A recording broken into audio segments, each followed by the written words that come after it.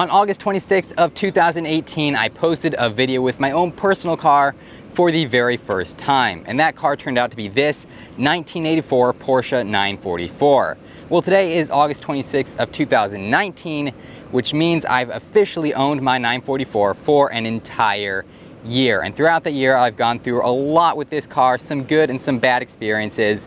But in general, I've learned a ton about the 944 community and the car as a whole that I can't wait to share with you guys in this general overview of the year.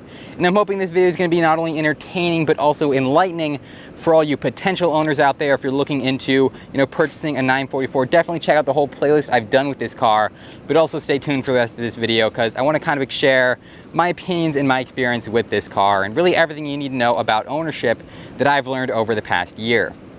Now, when I bought this car back in 2018, it was in pretty rough shape. And unfortunately, I didn't know a ton about fixing cars back then, so it was kind of hard for me to recognize what exactly was wrong with it when I bought it. And I paid $3,200 for the car, which was probably overpaying considering all the things that were wrong with it that I didn't realize. For example, the front bumper on the car was not painted. It was just a hideous primer gray bumper that was actually taken from a S2 car, which is basically a later model of the 944, and I didn't like the way that looked, so I went ahead and switched that out with the stock bumper, which I still need to paint properly, so that's something you need to add to the list for the next year. But it also leaked fluid from pretty much everywhere that it could. It had an old water pump, old timing belts, and just needed a general refresh throughout the entire car. So I set about doing that, and for about the first 6 months of ownership, I didn't really get a ton of opportunities to drive the car, simply due to all the things I had to fix. It was a 35-year-old car that was not well maintained, and pretty much anything in the car that was rubber, I had to replace in those first 6 months.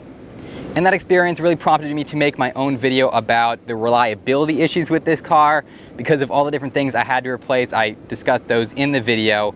And the things I said in that video, they still are true, but after I made the video, things really improved with the car. Now that I've replaced all the rubber elements in it, it's been far more reliable. And I've been driving around as a daily driver for the past 2 months with literally no issues whatsoever. Except for that time I got pulled over for having a taillight out, and also for that time that it poured fuel all over the parking garage, but those don't count because they were old issues that I just didn't fix or didn't fix properly. So those don't count. And other than those two things, it's been fantastic to daily drive. And of course, in addition to fixing all the various issues it had when I bought the car, I also had to add my own touch to it.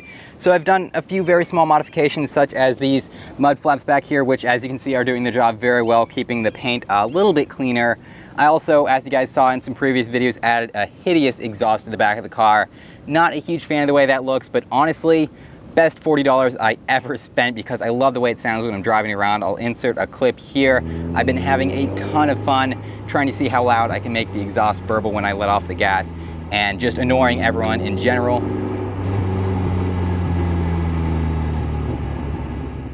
And since I had spent so much money fixing the car, I also tried to get a little bit of that investment back by selling off a lot of the different components in the interior on eBay.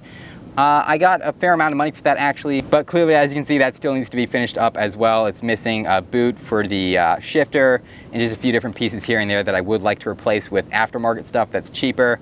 We'll get to that eventually. And I also did a few things under the hood, such as remove the broken AC compressor, the broken windshield washer reservoir, the broken cruise control, and I did actually add a little bit of a mass airflow tune to the car. I had a whole video explaining how to tune the car from the mass airflow sensor.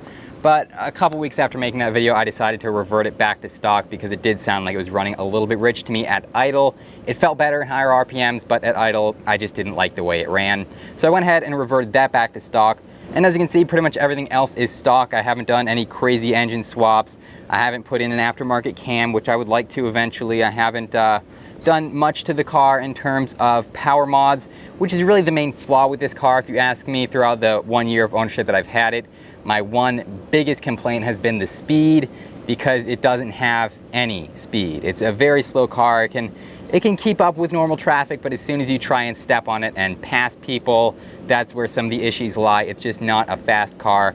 Very, very underpowered at 143 horsepower, very heavy clutch, very long throws, just not easy to get going quickly in this thing. Which really leads me into the next portion of this video, which is about how this car drives. And honestly, Despite the fact that it's incredibly slow, the driving aspect is one of my favorite parts of this car. Obviously, the aftermarket exhaust I added, I personally like the way that sounds, even though some people might find it annoying and obnoxious. But I also love the way the car handles. It's all extremely analog. Obviously, from the 1980s, there's very little electronic elements in this car, so you have to shift your own gears. There's an actual rod connected from your very own steering wheel directly to the wheels, which I know because I had to rebuild the entire power steering rack. So you can feel the road when you're going around the turns, which it also does very well because of the 50-50 weight distribution. And in general, it's just a lot of fun to drive on back roads. Not on straightaways, but definitely on back roads. In fact, I actually have an upcoming video that will hopefully highlight some of the really cool, things you can do when you're driving this car. Kind of a stunt video, but not exactly, because I don't want to break anything.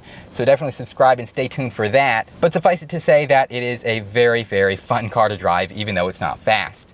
So to recap what I've experienced from my first year of 944 ownership, and what you may as well if you plan to buy one, expect the first 6 months or so to be replacing everything that's rubber in the car if a previous owner hasn't done that. But then after that, you're left with a somewhat pretty reliable daily driver car that is a lot of fun, but not very fast. And obviously there's still a ton of things I have to fix up on this car. Like I said, I have to finish up the interior, see what I'm doing about that bumper, because that was really supposed to be a temporary paint job, and then maybe start doing some power mods. So definitely subscribe to the channel if you want to continue following the build. Hopefully I'll have this car for another year, and then many on beyond that. So definitely subscribe, and thank you all for supporting me during this journey. And I would totally recommend the 944 for someone who's looking to get into Porsche ownership on a budget, who's willing to work on cars, and who doesn't care too much about going fast. Thank you for watching.